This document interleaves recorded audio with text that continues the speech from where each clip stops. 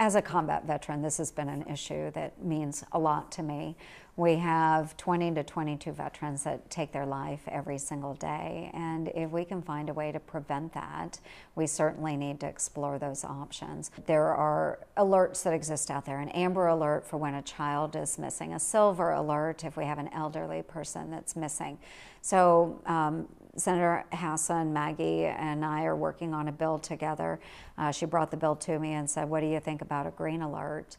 And I said, wow, it sounds like a really great idea. So a green alert if we have a veteran that is missing. Our job as civilians, from my perspective, is to work every day to make our country worthy of the sacrifices that our servicemen and women have made for us. And so I was approached by a special Services General, Don Bolduc, in Stratham, New Hampshire, who identified the issue for me, saying often veterans go missing, and Senator Ernst, Joni, and I were just talking about they'll be active on social media, and then all of a sudden you don't see their presence anymore. They're just gone. And in Wisconsin, the impetus for Wisconsin's Green Alert system, they have one up and running, was a veteran named Corey Adams, who went missing and wasn't found for 18 days and was found deceased. And we want to prevent tragedies like that from happening, and we need to have a system tailored. The states need to tailor it, but what our bill would do is put together a commission so we can help states get the best practices to do this. We need a system to deploy because we know it's critical to find an at-risk veteran who's gone missing as quickly as possible. One of the things I noticed under one of the causes of PTSD, I mean, a lot of people will think of our service members, they'll think of men. A lot of them are women. Military sexual trauma is a big issue. Yes, and we find that our women that have served in the military, they actually have a higher incidence rate of suicide when compared to their civilian counterparts. There is such thing as military sexual trauma that in itself leads to post-traumatic stress. So women undergo different levels of issues than the men do. Because we focus so much on our men veterans, we don't oftentimes think of women as being veterans. One of the other issues that we talk about a lot in the column is the politicization of the military.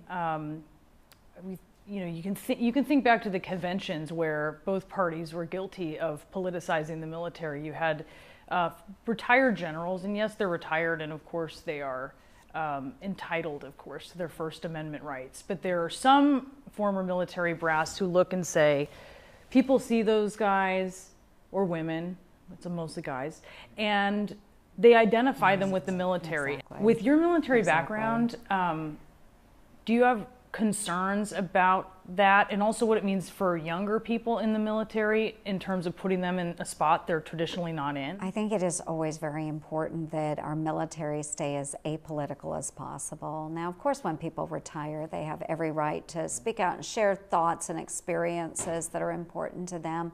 But we don't want to make our military a political football. One of the stressors of PTSD, which links directly to the Green Alert, is if you are abroad, you are serving, you are in a combat zone, the politics of this, if a war is politicized, it can actually have a negative traumatic effect.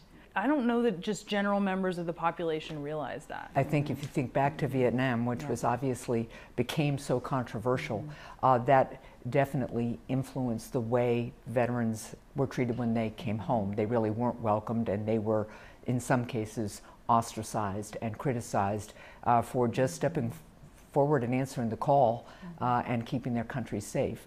First job of government is to keep its people safe, and the hallmark of a democracy is that our frontline warriors, as well as all of our law enforcement and first responders, act to keep us safe without ever having knowing us, right? The thing about being in a democracy is that we stand up for each other simply because and always because we're Americans. And we share the same Constitution, which is our rule book and the statement of our values. That's what we share. I would just sum that all up is that a soldier, sailor, airman, or a Marine, they are there as part of that institution, and they will fight for us, they will protect us.